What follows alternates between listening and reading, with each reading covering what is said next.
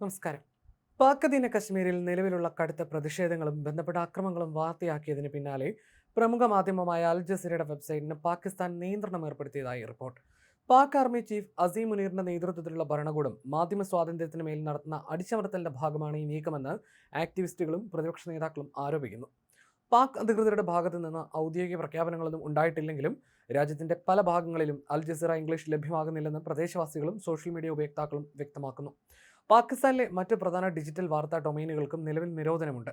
Jammu Kashmir liberation front Azad Jammu and Kashmir Gilgit Baltistan സോണിന്റെ മുൻ deputy general secretary Sohaib ഖാനാണ് അൽ ജസീറ വിലക്കപ്പെട്ട വിവരം ആദ്യം പുറത്തുവിട്ടത്.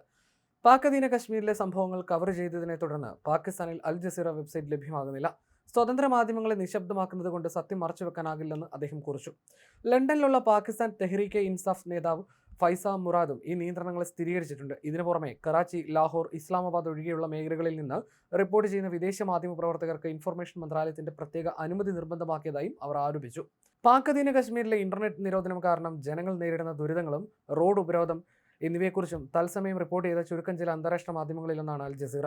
മുസഫറാബാദിൽ നിന്നുള്ള അൽ ജസീറ ലേഖകൻ കമാൽ ഹൈദറിന്റെ റിപ്പോർട്ടുകൾ ആഗോളതലത്തിൽ ഏറെ ശ്രദ്ധ നേടിയിരുന്നു. ഇവിടെയുള്ള ഇന്റർനെറ്റ് നിരോധനങ്ങൾ വിദ്യാഭ്യാസം, ആരോഗ്യം, ബിസിനസ് എന്നിവയെ എങ്ങനെ തടസ്സപ്പെടുത്തുന്നുവെന്നും ജനങ്ങളുടെ പ്രതികരണങ്ങളിലൂടെ അദ്ദേഹം റിപ്പോർട്ട് ചെയ്തിരുന്നു. റോഡ് ഉപരോധങ്ങളും സുരക്ഷാ നടപടികളും ദൈനംദിന ജീവിതത്തെ ബാധിച്ചതിനെക്കുറിച്ചും ആ റിപ്പോർട്ടുകൾ വ്യക്തമാക്കിയിരുന്നു. അവിടെ നടന്ന തെരഞ്ഞെടുപ്പുകളെ പറ്റിയും അതിനെ ചുറ്റിപ്പറ്റിയുള്ള രാഷ്ട്രീയ തർക്കങ്ങളെക്കുറിച്ചും അൽ ജസീറ കവറേജ് നൽകിയിരുന്നു.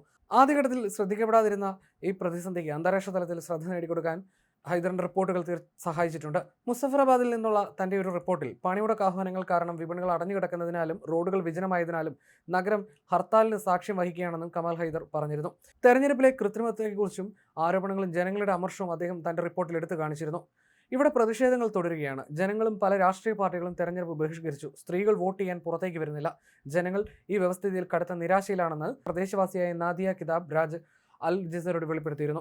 കുറഞ്ഞ വോട്ടിംഗ് ശതമാനം ജനങ്ങൾ പ്രതിഷേധത്തോട് കാണിച്ച ഐക്യദാർഢ്യമാണെന്നും അൽ ജസീറ റിപ്പോർട്ട് ചെയ്തിരുന്നു. ജോയിന്റ് നവമി ആക്ഷൻ കമ്മിറ്റിയുടെ നേതൃത്വത്തിൽ ജൂൺ മാസം മുതൽ പാക് അധീന കശ്മീരിൽ വലിയ പ്രതിഷേധങ്ങളാണ് നടക്കുന്നത്. ഭരണപരമായ അടിച്ചമർത്തൽ അവസാനിപ്പിക്കുക, രാഷ്ട്രീയ സ്വയംഭരണം നൽകുക, തടവിലാക്കപ്പെട്ട പ്രവർത്തകരെ മോചിപ്പിക്കുക, സാധനങ്ങളുടെ വില നിയന്ത്രിക്കുക എന്നിവയായിരുന്നു ഇവരുടെ പ്രധാന ആവശ്യങ്ങൾ. പ്രതിഷേധങ്ങളിൽ കുറഞ്ഞത് 80 സാധാരണക്കാരെങ്കിലും കൊല്ലപ്പെട്ടതായിട്ടാണ് വിവരം.